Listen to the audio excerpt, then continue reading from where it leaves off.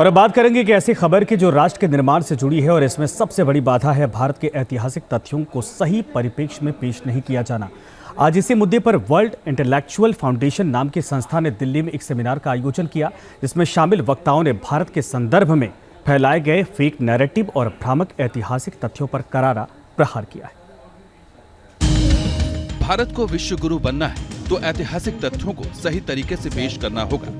भारत का गौरव विश्व पटल पर स्थापित करना है तो फेक नैरेटिव से लड़ना होगा। ये आवाज बुलंद हुई दिल्ली के इंडिया इंटरनेशनल सेंटर में, जहां वर्ल्ड इंटेलेक्चुअल फाउंडेशन की तरफ से आयोजित सेमिनार में स्पीकर्स ने एक सुर में ऐतिहासिक तथ्यों को सही परिप्रेक्ष्य में पेश करने पर जोर दिया। हम भारतीय थीम से आयोजित इस सेमिनार में भारत के संदर्भ में हिस्टोरिकल नैरेटिव्स और कलहन से कालांतर तक कश्मीर पर गहन चर्चा हुई, जिसमें इतिहासकार, फिल्म मेकर, एक्टिविस्ट और अन्य थिंक टैंक शामिल हुए। इस कार्यक्रम के आयोजक और वर्ल्ड इंटेलेक्चुअल फाउंडेशन के ट्रस्टी सुधांशु मित्तल ने कहा कि इस तरह की चर्चा से देश को विश्व पटल पर नई और गौरवान्वित पहचान मिलेगी।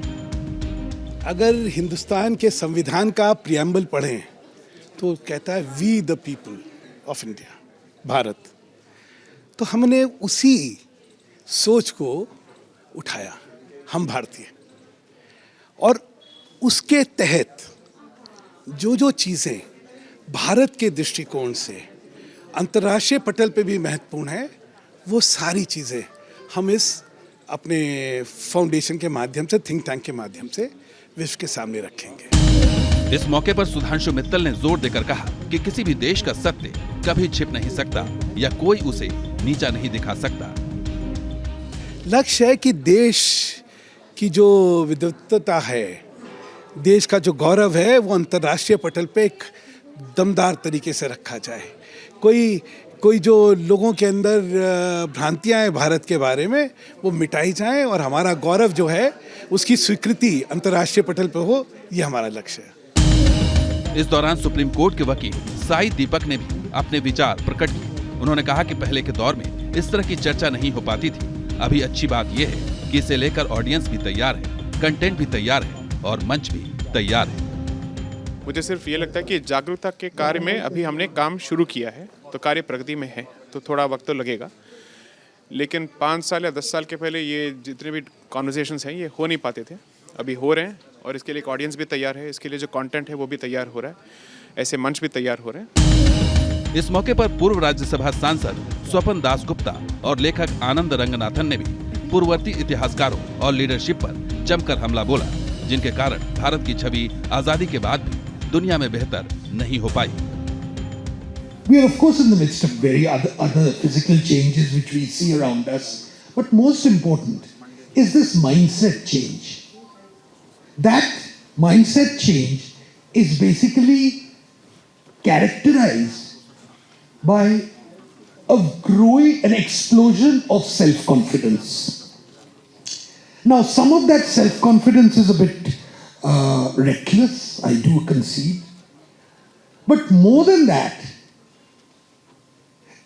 I think what everyone recognizes that we are no longer willing to be patronized by different parts of the world.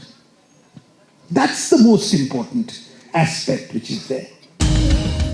इस आयोजन में दूसरा सत्र कश्मीर से जुड़ा था, जिसका थीम था कश्मीर कलहन से कालांतर तक। इस दौरान फिल्म मेकर विवेक अग्निहोत्री, कश्मीर मामलों के रिसर्चर अमिताभ भटनागर और पत्रकार याना मीर ने इतिहास से लेकर वर्तमान संदर्भों पर चर्चा की। इस मौके पर विवेक अग्निहोत्री ने बताया कि वो अगली फिल्म बना रहे हैं, जिनका नाम है दिल्ली फाइल्स, जहां हिंदू और मुस्लिम के बीच एक बहस चलती है।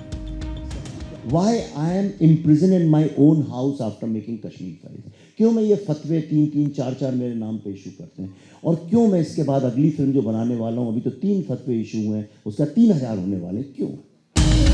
इस सफल चर्चा के दौरान वक्ताओं और श्रोताओं के बीच बेहतर संवाद कायम हुआ और इस तरह यह कार्यक्रम अपने उद्देश्य में काफी हद तक सफल दिखाई दिया। भारत को विश्व गुरु बनना है तो ऐतिहासिक तथ्यों को सही तरीके से पेश करना होगा।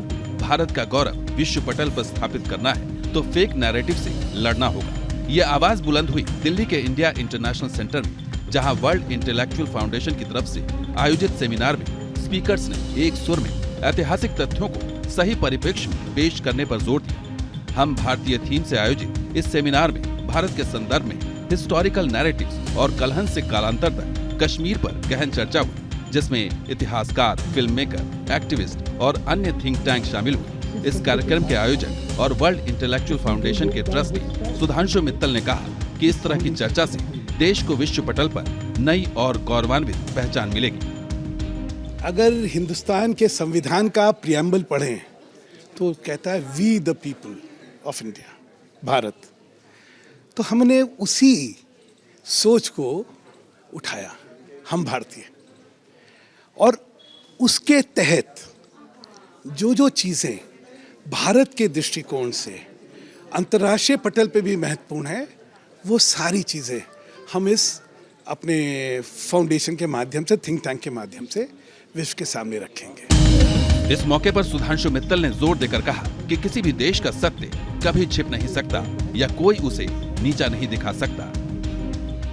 लक्ष्य है कि देश की जो विविधता है, देश का जो गौरव है, वो अंतर्राष्ट्रीय पटल पे एक दमदार तरीके से रखा जाए। कोई जो लोगों के अंदर भ्रांतियां हैं भारत के बारे में, वो मिटाई जाएं और हमारा गौरव जो है उसकी स्वीकृति अंतर्राष्ट्रीय पटल पे हो, ये हमारा लक्ष्य है। इस दौरान सुप्रीम कोर्ट के वकील साई दीपक ने भी अपने विचार प्रकट किए। उन्होंने कहा कि पहले के दौर में इस तरह की चर्चा नहीं हो पाती थी। अभी अच्छी बात यह है कि इसे लेकर ऑडियंस भी तैयार है, कंटेंट भी तैयार है और मंच भी तैयार है। मुझे सिर्फ ये लगता है कि जागरूकता के कार्य में अभी हमने काम शुरू किया है, तो कार्य प्रगति में है, तो थोड़ा वक्त तो लगेगा। लेकिन 5 साल या 10 साल के पहले ये जितने भी कॉन्वर्सेशंस हैं ये हो नहीं पाते थे, अभी हो रहे हैं, और इसके लिए एक ऑडियंस भी तैयार है, इसके लिए जो कंटेंट है वो भी तैयार हो रहा है, ऐसे मंच भी तैयार हो रहे हैं। इस मौके पर पूर्व राज्यसभा सांसद स्वपन दास गुप्ता और लेखक आनंद रंगनाथन ने भी पूर्ववर्ती इतिहासकारों और लीडरशिप पर जमकर हमला बोला, जिनके कारण भारत की छवि आजादी के बाद भी दुनिया में बेहतर नहीं हो पाई। We are of course in the midst of very other physical changes which we see around us, but most important is this mindset change. That mindset change is basically characterized by an explosion of self-confidence. Now, some of that self-confidence is a bit reckless, I do concede. But more than that, I think what everyone recognizes that we are no longer willing to be patronized by different parts of the world. That's the most important aspect which is there. इस आयोजन में दूसरा सत्र कश्मीर से जुड़ा था, जिसका theme था कश्मीर कलहन से कालांतर तक। इस दौरान फिल्म मेकर विवेक अग्निहोत्री, कश्मीर मामलों के रिसर्चर अमिताभ भटनागर और पत्रकार याना मीर ने इतिहास से लेकर वर्तमान संदर्भों पर चर्चा की। इस मौके पर विवेक अग्निहोत्री ने बताया कि वो अगली फिल्म बना रहे हैं, जिनका नाम है दिल्ली फाइल्स, जहां हिंदू और मुस्लिम के बीच एक बहस चलती है। Why I am imprisoned in my own house after making Kashmir Files? क्यों मैं ये फतवे 3-3, 4-4 मेरे नाम पे इशू करते हैं, और क्यों मैं इसके बाद अगली फिल्म जो बनाने वाला हूँ, अभी तो 3 फतवे इशू हुए हैं, उसका 3000 होने वाले, क्यों? इस सफल चर्चा के दौरान वक्ताओं और श्रोताओं के बीच बेहतर संवाद कायम हुआ और इस तरह यह कार्यक्रम अपने उद्देश्य में काफी हद तक सफल दिखाई दिया। दिल्ली से मधुरेंद्र कुमार के साथ टीम न्यूज़ नेशन।